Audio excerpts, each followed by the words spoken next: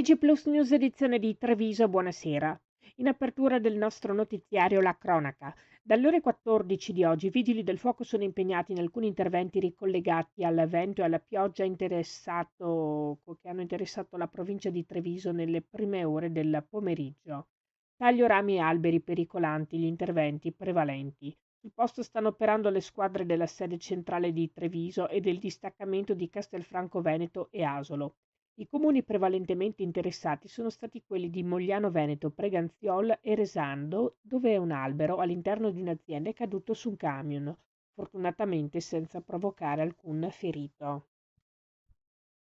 Proseguono i controlli su tutto il territorio provinciale da parte dei carabinieri del NIL, Nucleo Ispettorato del Lavoro di Treviso, con la collaborazione dell'Arma Territoriale, volti a verificare la regolare occupazione dei lavoratori ed il rispetto della normativa in materia di tutela della salute e sicurezza sui luoghi di lavoro.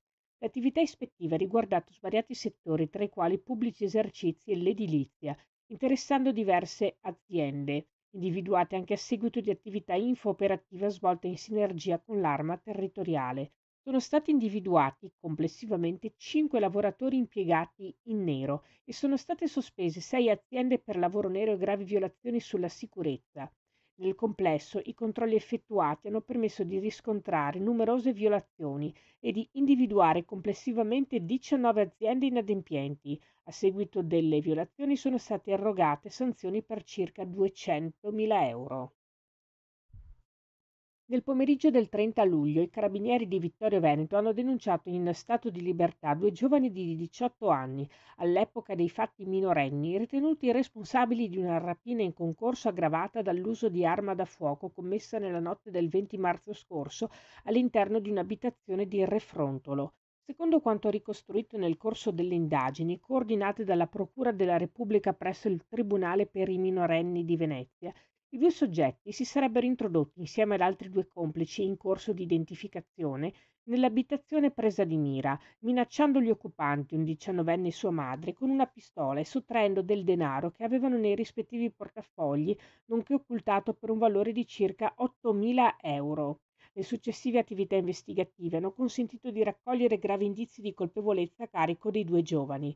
Le indagini proseguono al fine di identificare gli ulteriori partecipanti al grave episodio. Cambiamo decisamente argomento. Il Consiglio Comunale di Treviso ha approvato il nuovo regolamento dei mercati. Tra le principali modifiche introdotte vengono chiaramente indicati i tempi per l'allestimento e il disallestimento dei banchi che dovranno avvenire entro le ore 7 del mattino e non oltre le ore 14:30.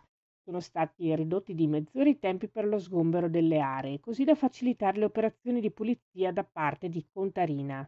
Sarà vietata ogni forma di emissione sonora, mentre i banchi dovranno avere i fronti tamponati con un telo e i furgoni collocati entro i limiti della concessione. Viene inoltre introdotto il divieto di vendita di prodotti usati, rigenerati o riqualificati, ad eccezione dello storico mercatino dell'antiquariato di Borgo Cavour. Ulteriori novità riguardano l'eliminazione dei posteggi per espositori e dimostratori in piazza Matteotti, ormai non più utilizzati secondo la destinazione originaria. È stato anche stabilito che il mercato non si svolgerà il 1° gennaio e il 15 agosto, oltre al già previsto Natale. Era questa la nostra ultima notizia. Grazie per essere stati con noi. Arrivederci.